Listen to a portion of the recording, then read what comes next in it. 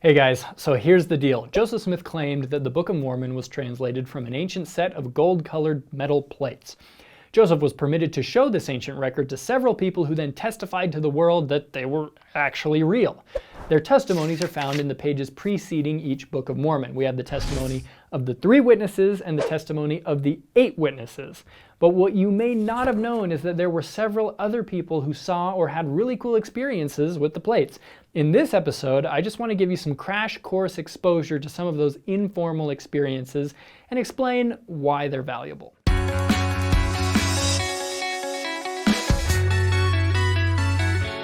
Joseph Smith received the golden plates in September 1827. His brother, William Smith, was present when Joseph got home with the plates. He later described how they weren't allowed to see the plates, but said, "We handled them and could tell what they were. They were not quite as large as this Bible, could tell whether they were round or square, could raise the leaves this way," raising a few leaves of the Bible before him.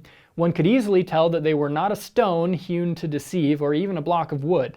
Being a mixture of gold and copper, they were much heavier than stone and very much heavier than wood."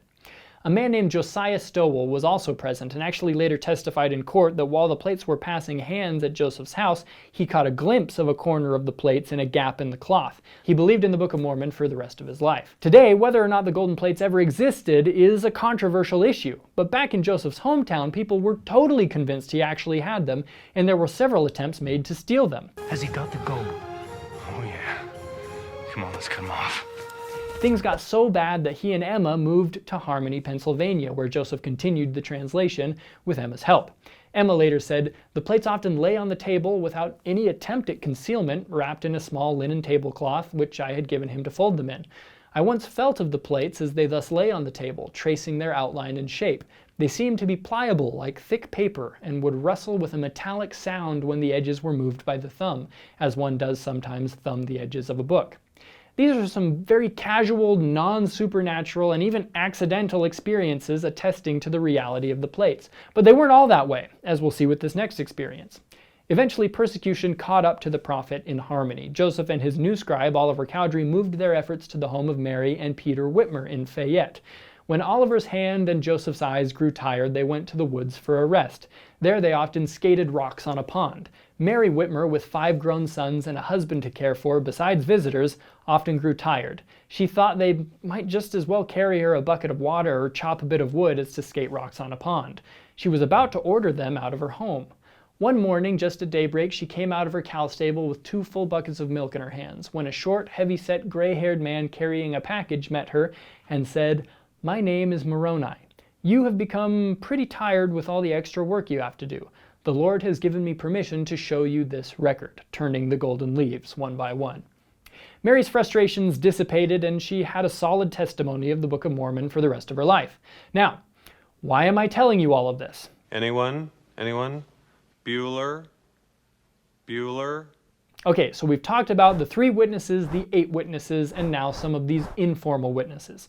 Personally, I sort of view these informal witnesses as the cherry on top of the official witnesses. They add yet another valuable layer of testimony to the historical record, adding more dots that skeptics must connect in order to explain away Joseph's claims.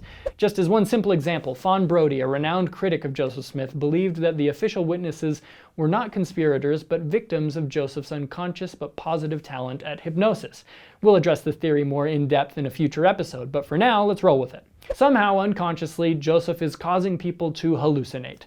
Young fool, it was I who breached your minds. But then Brodie runs into the informal witnesses like Emma and William, who independently have very tangible experiences with the plates.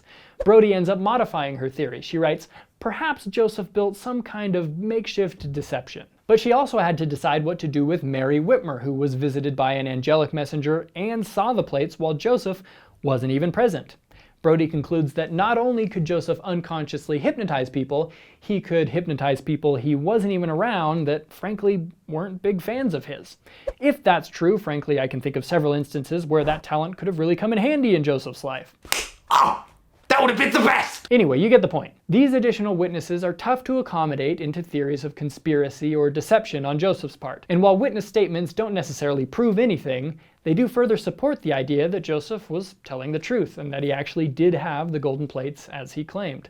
I've left a few stories from some additional informal witnesses in the description. Check out the links while you're there, and have a great day.